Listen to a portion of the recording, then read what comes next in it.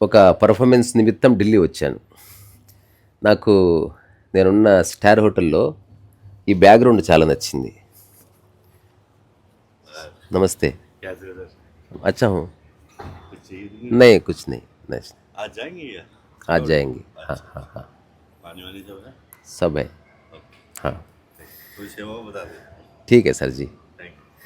So ఒక performance కోసం ఢిల్లీ వచ్చి అనుకోకుండా ఈ హోటల్లో దింపారు నన్ను. ఈ బ్యాక్గ్రౌండ్ నాకు చాలా నచ్చింది. అంటే ఏదో ఒక పోస్టర్ పెట్టినట్టుంది కదా. ఈరోజు పోస్ట్ కార్డు ఈ బ్యాక్గ్రౌండ్ని చూపిస్తూ చేద్దామని ఆలోచన వచ్చి కెమెరా నేనే పట్టుకుని ఏదో చేస్తున్నాను. సో నిన్న ఒక చిన్న ఇంట్రెస్టింగ్ ఫ్యాక్ట్ జరిగింది ఎయిర్పోర్ట్లో. అంటే మొహమాటానికి పోతే ఎన్ని ప్రాబ్లమ్స్ వస్తాయని అక్కడ ఒక చిన్న ఇన్సిడెంట్ జరిగింది. సో ఆ కాంటెక్స్ట్లో కొంత మాట్లాడదామని. ఓషో చెప్పాడు కదా, లివ్ డేంజరస్లీ అని. దాని అర్థం ఏదో కత్తులు కటాలు పట్టుకొని తిరగమనో, లేకపోతే ఎదురుగా వచ్చిన ప్రతివాడిని కొట్టమనో అట్లా కాదు, లేకపోతే మర్డర్లు మానభంగాలు చేసేసి తిరగమనో అట్లా కాదు. లివ్ డేంజరస్లీ అంటే మొహమాటం లేకుండా నీ జీవితాన్ని జీవించు. అంటే కాంప్రమైజ్ అవ్వకు, నీ ఆనందాన్ని పనికిరాని విషయాలకు తాకట్టు పెట్టకు. మనిషి ఎక్కడ వద్దు అని చెప్పాలో అక్కడ సరే అంటాడు. ఎక్కడ నాకు ఇది కూడా కావాలి అని చెప్పాలనుకుంటాడో అక్కడ మౌనంగా ఉండిపోతాడు. ఎక్కడ నాకు బాధేస్తుంది, ఇబ్బంది వేస్తుంది అని చెప్పాలనుకుంటాడో అక్కడ నవ్వేస్తాడు. దీనివల్ల లైఫ్లో ఒక డిస్క్రిపెన్సీ ఏర్పడుతుంది అందరి జీవితాల్లో. ఆ దరిద్రం నాలో కూడా ఉండే, కొంతకాలం పట్టుకుంది అది. సిటీకి వచ్చిన తర్వాత ఈ సోకాల్డ్ పర్సనల్ డెవలప్మెంట్ పుస్తకాలు చదివి వేరే వాళ్ళ దృష్టిలో మంచిగా ఉండటమే లైఫ్ అని అనుకొని అట్లా ఏమీ లేదు అని తెలుసుకోవడానికి కొంత టైం పట్టింది. సో ఇంగ్లీష్లో ఎస్ మ్యాన్ అనే సినిమా ఉంటుంది. ఆ సినిమా సారాంశం ఏమిట్రా అంటే, నో చెప్పాల్సిన చోట ఎస్ చెప్పడము, ఎస్ చెప్పాల్సిన చోట నో చెప్పడం. సో అతను అందరికీ ఎస్ చెప్పి తనకు తాను నో చెప్పుకుంటాడు. అందువల్ల చాలా ఇబ్బందులు పడతాడు లైఫ్లో. చివరికి తను తెలుసుకుంటాడు, అవసరమైన చోట ఎస్ చెప్పి తీరాలి, లేదా అవసరమైన చోట నో చెప్పి తీరాలి. So yes to life, say yes to life and say no to మొహమాటం. మొహమాటాన్ని తీసి పక్కన పెడతాం. నేను చిన్నగా ఉన్నప్పుడు మా అత్త నాకు కథలు చెప్పేది. ఈ మొహమాటం అనే కాంటెక్స్ట్లో ఒక కథ చెప్పింది. ఆ కథ నేను స్కూల్లో చెప్తే మా సార్ నన్ను కొట్టాడు, ఇలాంటి కథ అలా చెప్పేది అని. అప్పుడు నాకు తెలియదు. ఆ కథ సారాంశం ఏంటంటే, ఒక అతనికి పెళ్ళి అవుతుంది. అత్తగారింటికి వెళుతూ ఉండగా వాళ్ళ అమ్మ చెప్తుంది, రేయ్ నీకు ఫుడ్ అంటే కక్కుర్తి, దున్నపోతులాగా తింటావు. ఇక్కడంటే ఓకే, మొట్టమొదటిసారి అత్తగారింటికి వెళ్తున్నావు, అక్కడ మంచిగా బంగినపల్లి మామిడి పళ్ళు అవన్నీ ఉంటాయి, కకృతి పడి తినేవు అని చెప్తే తినలేమ్మా అంటాడు. నిజంగా తీరా పోయిన తర్వాత మంచి పల్లెటూరు ఇంట్లో వాళ్ళ పంట పండడం వల్ల వచ్చిన అద్భుతమైన పళ్ళు ఒక గొప్ప సుగంధంతో నిండిపోతుంది. భోజనం వేళ అల్లుడు గారు పళ్ళు తింటారా అని అడిగితే మొహమాటం, తనకిష్టం పళ్ళు అంటే. నాకు వద్దమ్మా అంటాడు. అన్న తర్వాత అల్లుడు గారి ముందే వాళ్ళు పీకల దాకా పళ్ళు మెక్కుతారు.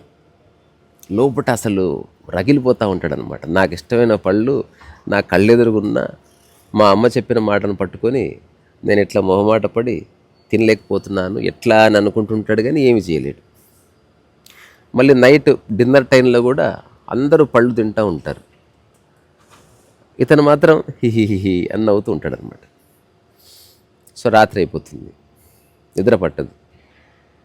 పల్లెటూరు కదా, చిమ్మ చీకటి. అర్ధరాత్రి లేస్తాడు. లేచి పళ్ళ కోసం వెతికితే పళ్ళన్నీ అయిపోయి ఉంటాయి, టెంకలు మాత్రం మిగిలి ఉంటాయి. పళ్ళు చాలా ఉన్నందుకు టెంకలు కొన్ని రసంతో సహా వదిలేసి ఉంటారు కుటుంబ సభ్యులు. అప్పుడు అతను ఏం చేస్తాడు, అర్ధరాత్రి లేచి ఆ చీకట్లో టెంకలు నాకుతూ ఉంటాడు అనమాట. అందులో ఎవరు దీపం పట్టుకొని వచ్చి చూసి ఏదో జంతువు వచ్చిందనుకొని ఒక కట్టె తీసుకొని కొడితే, అరిస్తే అల్లుడు కొట్టించుకొని అరిచాడు అంటారేమో అనుకొని అరవకుండా నోరు నొక్కుకొని అట్లా పడుకుంటాడు. ఆ ముడ్డు మీద బాగా వాతలు పడతాయి. ఆ తర్వాత రాత్రంతా నొప్పులతో తలడిల్లి అట్లా ఉన్న తర్వాత పొద్దున అతను కూర్చోలేకపోతాడు. ఎందుకంటే ముడ్డు మీద వాతలు పడ్డాయి కాబట్టి. నేను నిలబడే తింటా అంటాడు, నిలబడే ఉంటానంటాడు. అది ఫైనల్గా అర్థమవుతుంది, ఏమిటండి ఇట్లా బిహేవ్ చేస్తున్నారు మీరు అంటే, అప్పుడు తను చెప్తాడనమాట, రాత్రి నేనే పళ్ళు తిన్నది, ఆ టెంకలు చీకింది నేనే, నేను టెంకలు తింటూ ఉంటే మీరు కుక్క అనుకొని నన్ను కొట్టారు, దానివల్ల నాకు ఒళ్ళంతా గాయాలయ్యాయి.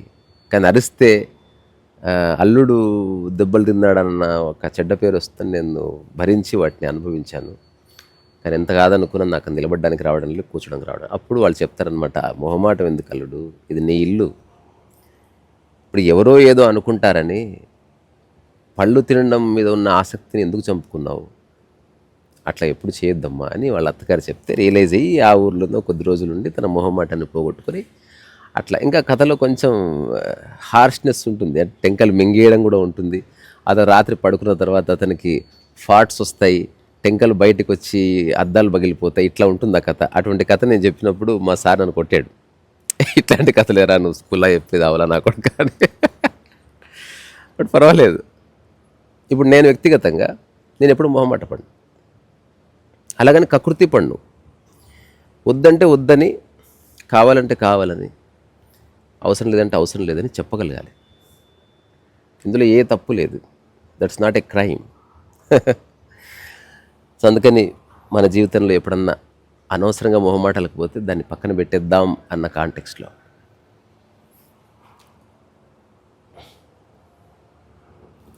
సో మొహమాటం అంత మంచిది కాదు.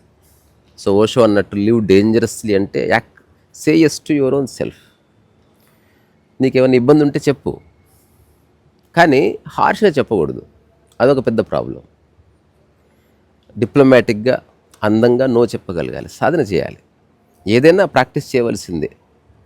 మనకు పుట్టుకతో మాటలు వచ్చు, కానీ ఆ మాటలు ఎట్లా ఉపయోగించుకోవాలో మనకు తెలియదు కదా. అందుకనే కమ్యూనికేషన్ స్కిల్స్ వచ్చాయి. ఈరోజు ఒక పెద్ద దాంట్లో పర్ఫార్మెన్స్ చేస్తున్నాను, అందులో వాళ్ళు పెద్ద పెద్ద కంపెనీ సీఈఓలు 70 మంది వస్తున్నారు, వాళ్ళు కూడా ట్రైనింగ్ సెషన్లో పాల్గొంటున్నారు. So how to communicate with the clients అని. వాళ్ళకి తెలియదా, వాళ్ళకి ఇంగ్లీష్ రాదా, మీకు తెలుసో తెలియదో. ఏదన్నా ఫ్లైట్ హైజాగ్ అయినప్పుడు నెగోషియేటర్ని తీసుకొస్తారు, వాళ్ళు మాట్లాడతారు, కానీ మిగతా వాళ్ళు మాట్లాడితే సంయమనం కోల్పోతారు. నెగోషియేటర్ ఆ టెర్రరిస్టులతో కానీ ఆ దుర్మార్గులతో కానీ ఎలా మాట్లాడి సిచ్యువేషన్ని కంట్రోల్లోకి తెచ్చుకోవచ్చు అన్న ఒక ఎక్స్పర్టీజ్ ఉంటుంది వాళ్ళలో. అందుకని మాట్లాడడం కాదు, సరిగ్గా మాట్లాడడం, అట్లాగే మొహమాటాన్ని వదిలేద్దాం అనేది చెప్తూ ఇక నేను సెలవు తీసుకుంటున్నా. ఇంకొక 20 నిమిషాల్లో, అంటే ఇప్పుడు టైం నేను రికార్డ్ చేస్తున్నప్పుడు ఆల్మోస్ట్ 9:45 అయింది. నేను 11:15 అట్లా నా పర్ఫార్మెన్స్ ఉంటుంది. మళ్ళీ 2 o'clock ఫ్లైట్ పట్టుకొని హైదరాబాద్ వచ్చేయడమే, సింపుల్. సో ఇది ఈ హోటల్ యాంబియన్స్ చాలా నచ్చింది నాకు. అంటే ఆర్ట్ ఎక్కడున్నా అప్రిషియేట్ చేస్తా, వీటి మీద మమకారం ఏం లేదు. అవసరమైతే నేల మీద పడుకుంటాం, అవకాశం వస్తే ఒక పూట బెడ్ ఉంది, బట్ వెరీ డిస్కంఫర్ట్. మొహమాటానికి పోయి పడుకోవడం ఎందుకు, హాయి కింద పడుకోవడమే. నేను ఎప్పుడు పెద్ద పెద్ద హోటల్స్లో ఉన్నాను, నేను నేల మీదే పడుకున్నాను, చాలా బాగుంటుంది నేల. మొహమాటం ఏమీ లేదు, ఎక్కడ ఇంటికి వెళ్ళినా మొహమాటం లేకుండా చెప్పేస్తాను. బాగుంది కదా. సో ఇక్కడి నుంచే మీరందరూ ఎక్కడున్నా హాయిగా ఉండాలని నేను మనస్ఫూర్తిగా కోరుకుంటూ, రీసారా సోవై సహా నమస్కారం.